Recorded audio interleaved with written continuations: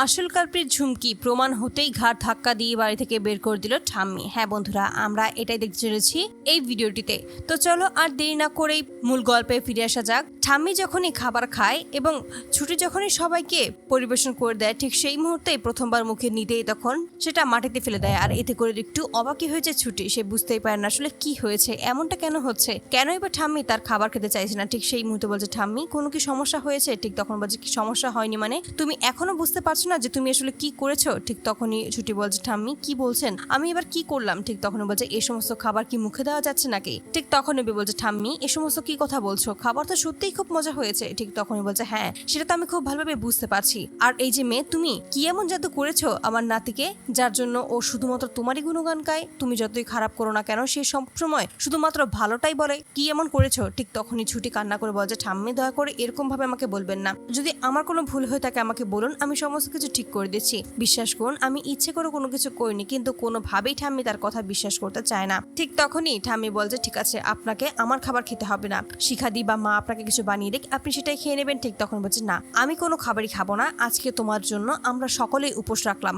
আর এতে করে তখন আরো কান্নায় ভেঙে পড়ে। ঠিক যখনই ঠাম্মি চলে যাবে তার আগেই তখন অভি বলছে, ঠাম্মি দাঁড়াও, সমস্ত কিছুর একটা প্রমাণ থাকে, তাই তুমি একটা দিক না দেখে এভাবে চলে যেতে পারো না, সেই প্রমাণটা তোমাকে অবশ্যই দেখতে হবে। আর এতে করে একটু অবাক হয়ে যায় ঝুমকি, কিসের প্রমাণের কথা বলছে অভি, সে নিজেই বুঝতে পারে না। ঠিক সেই মুহূর্তে দেখা যায় যে অভি একটা ভিডিও দেখায়, আর ওই ভিডিওতে স্পষ্টভাবে বোঝা যাচ্ছিল যে আসলে ওই সমস্ত কিছু করেছিল ওই ঝুমকি যে খাবার কিছু মিশিয়েছিল, এটা স্পষ্টভাবে বুঝতে পারে। আর এতে করে তখন খুবই অবাক হয়ে যায় ঠাম্মি, সে বুঝতেই পারছে না আসলে ঝুমকি এই কাজটা করেছে। ঠিক তখনই অভি বলছে, আজকে সকালবেলা ওই বাড়িতে যেমন ঝামেলা করেছিল, আমাকে অসুস্থ করতে চেয়েছিল, বিশেষ করে ছুটিকে অসম্মান করতে চেয়েছে, ঠিক আজকে এই একই কাজটা করেছে তোমাদের এই আদরের পরি বলে তোমরা যাকে চেনো। তোমাদেরকে বারবার করে আমি সাবধান করছি যে এই মেয়েটা আসলে কখনো পরি হতেই পারে না, কিন্তু তোমরা এটা কখনো বিশ্বাসই করতে চাওনি। তাই এবার আমি আর তোমাকে কিছুই বলবো না, তাই তোমাদের যা খুশি তোমরা সেটাই করতে পারো। আমার কোনো কথা যেহেতু তোমরা শুনছোই না, তাহলে আমি আর কোনো কিছুই আর বলতে চাই না। তবে এটা বলতে চাই যে ছুটি এই সমস্ত কাজ করেনি।